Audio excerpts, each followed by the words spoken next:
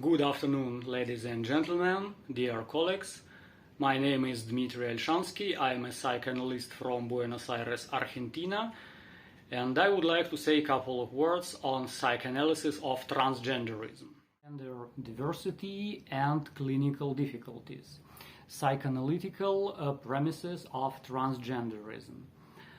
Sigmund Freud argued that the anatomy is das Schicksal. The anatomy is a destiny. Therefore, gender determines basis traits of the personality. Contemporary society fights against the strict prescriptions, laws, and any kind of destiny. Therefore, nowadays, the gender broke up with anatomy and remains a symbolical construction only. Judith Butler proposed an idea of performative gender, according to which any person could choose any gender he, she, or they wants at the moment.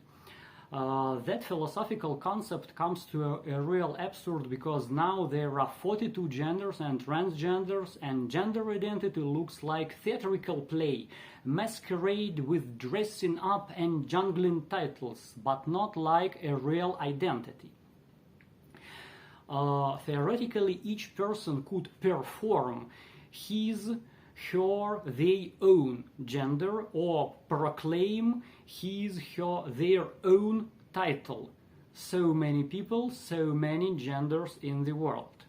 That comes to a paradox because everybody is totally free in choosing his, her, or their imaginary identity, but makes the other to recognize the claim of symbolical status, free in imaginary order but slave in a symbolical one. Each transgender person encounters with symbolical gap with the big other. From the psychoanalytical point of view, we could observe the loss of identification, the ability to identify oneself to the signifier, which Jacques Lacan calls le Nom-du-père, father function. That lack of the father function leads to the fact that everyone should invent one's own way of identity, one's own gender, and one's own personality. The challenge is that each subject in contemporary society should make himself, herself, or themselves. There are two main outcomes of that challenge: perversion and depression. First one appears when the law has been produced by the person himself, herself, or themselves. Every perversive subject transgresses social contracts, moral norms, and properties, and consider, I am the law myself. And all the drives are allowed. And she, he, or they commits all kinds of psychopathic, paroxysmal, and sexual deviations and crimes. In the clinical cases of perversive transgenderism, we could trace the transgression of physical and physiological constitution of gender identity as far as anatomical laws with the help of plastic surgery. The second one, depression, constitutes a denial of any choice. Every depressive person faces the same lack of the father function and comes to a disability to wish.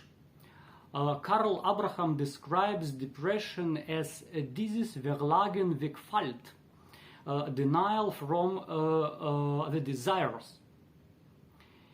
In the clinical cases of depressive patients, we also could find the denial of gender identity, and we frequently meet such kind of person who is neither man nor woman and feels no difference between them.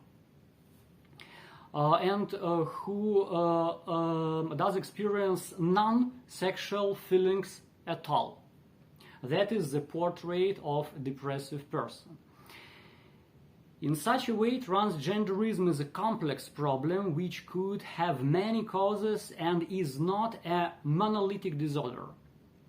Despite the fact that today transgenderism is taken out from the ICD-11, nevertheless, psychoanalysts face the difficulty in working with transgender persons.